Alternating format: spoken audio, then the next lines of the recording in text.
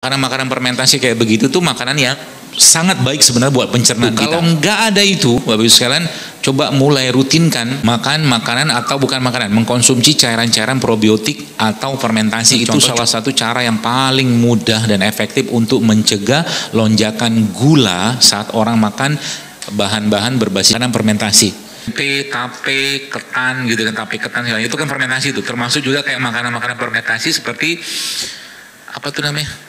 Tauco kan fermentasi tuh, ya, tauco fermentasi. Atau kalau Jepang kan miso, itu fermentasi tuh, ya. Kemudian apalagi kalau Korea punya, cuman kita nggak cocok mungkin untuk perut orang Indonesia, kimchi, ya, kimchi, ya. Karena itu makanan-makanan fermentasi kayak begitu tuh makanan yang sangat baik sebenarnya buat pencernaan kita.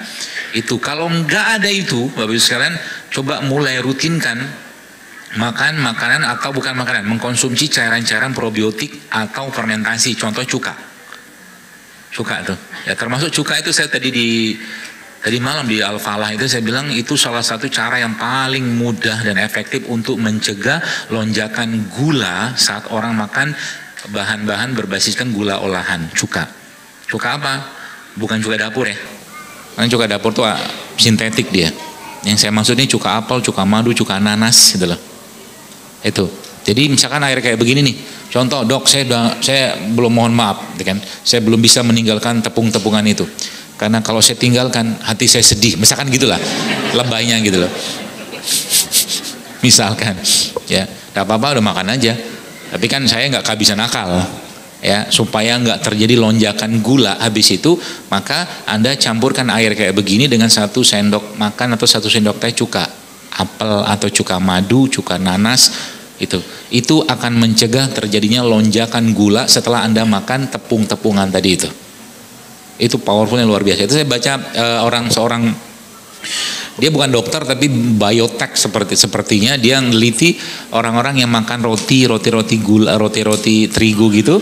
Itu dilihat sama dia setelah 1 atau 2 jam itu angka atau kenaikan gulanya setelah dia makan gula olahan. Macam-macam diteliti tuh, ya. Dan ternyata itu naik semua tuh, naik kayak begini. Makanya kalau sudah naik kayak begitu biasanya karena tubuh terlalu over beban gulanya, tubuh minta rehat, ngantuk kita.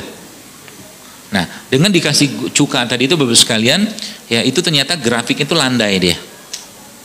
Itu landai. Makanya kalau tadi saya cerita tentang yogurt dikasih bengkuang, dikasih ubi jalar tadi, ya, atau yang tadi beberapa yang pangan, itu sebenarnya mencegah supaya tidak terjadi lonjakan gula. Itu sebabnya kalau Anda pengen tidak berat beban tubuh dalam metabolisme gula ketika masuk, salah satu cara itu bisa pakai cuka yang pertama. Yang kedua makan sayur dulu. Jadi urutannya kalau makan itu supaya nggak terlalu berat beban tubuh kita dengan konsumsi makanan tadi itu adalah dengan cara makan sayur dulu. Habis makan sayur makan protein. Ya. Setelah makan protein baru carbs come last. Karbonya terakhir. Jadi makan karbo itu dikit-dikit aja, nggak usah banyak-banyak. Nah, gitu kata dia. Urutannya kayak begitu. Kalau nggak makan sayur dulu, boleh buah dulu. Itu disebutkan Allah dalam surat Al-Waqiah. Jadi kalau sekarang saya tanya, Anda bayangkan ketika orang makan nasi goreng 1 piring, ada bakwan 2, ada kerupuk, sama habis itu dia makan minum es teh, kira-kira dimakan apa sama dia? Gula semua kan? Gula semua. Akhirnya terjadi apa? Ngantuk, pasti ngantuk. Itu belum cerita minyaknya loh. Nasinya gula, bakwannya gula, kan terigu kan? Kerupuknya gula, kadang-kadang tambah sosis lagi. Atau apalagi macam-macam gitu kan, gula semua gitu kan, terigu kan. Habis itu minum es teh, pakai gula lagi. Wajar ngedrop dia badannya, minta istirahat, ngantuk. Ya, jadi bagusnya kalau Anda makan kayak nasi goreng gitu kan, ada yang tinggi serat setahu saya dalam nasi goreng itu acarnya. Acar sama cabai. Jadi banyakin acarnya. Mungkin separuh piring, 3/4 piring itu acarnya semua gitu. 1-2 sendok nasinya. Oh, itu dijamin tidak ngantuk, serius. Cobain aja. Bahkan kepedesan gitu. Gitulah. Ya. Gitu ya. Itu beberapa jenis makanan fermentasi, ya, makanan fermentasi termasuk juga ini apa ini?